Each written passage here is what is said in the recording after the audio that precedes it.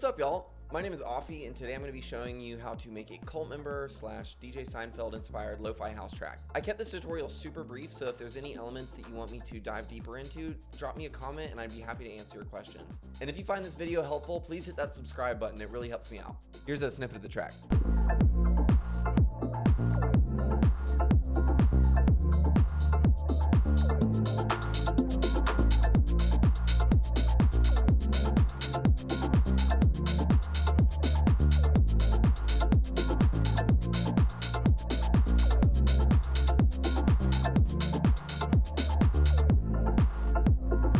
That's the track. I hope you enjoyed it. If you did, don't forget to hit that subscribe button. Now I'm going to cut over to the Twitch from last night where I talk about how everything is made. Audio's off. The volume is right, but you sound kind of gay. That's crazy.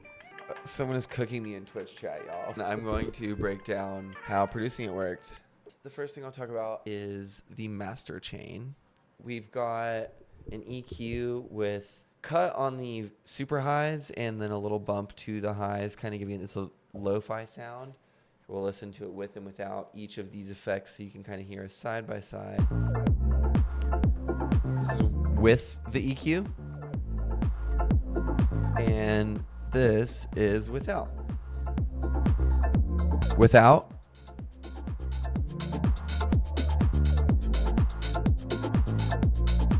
And with.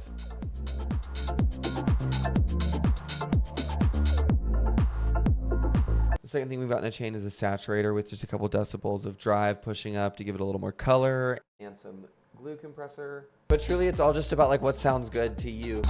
And then a limiter, of course. Always a limiter. Always a limiter on the master, cranked like 6 decibels. I don't know why, it cranks it.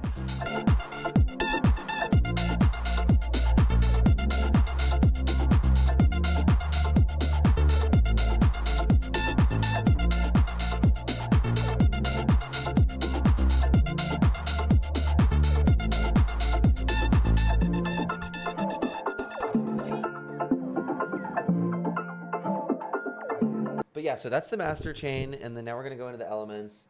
The first thing I'll talk about is the percussion. I always start with the kick drum. I've kind of been starting all of the stuff that I've been making recently with these 3 sets of percussive things. We'll start with the kick. It's just a 909 kick with some saturation on it. It's literally all that's going on. And I throw a bass mono on there just to really make it punch through the center, where I'm circling with my mouse that it's just hitting in the very center. Next, we'll talk about the clap. Super simple. Also just a basic 909 clap. This is it without any processing. This is with some redux and saturation.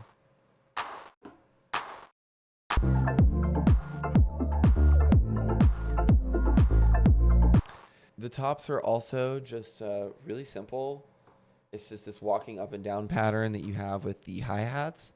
2 different sounding hi-hats that are similar in both really short closed hi-hat sounds and then an open one. And you literally just walk up and down. But these are just hitting on the 3rd beat of every line. Processing on these is not super complicated. I also have auto panning back and forth really fast between the left and right, kind of at like a 16th speed, which is giving it the same effect as ducking the volume, because the volume has to like go down on one side before it raises up on the other. So there is this little moment where it's ducked. And then I guess the bass is next, which I made in analog. It is just 2 saw waves and some filters with some chorus and saturation.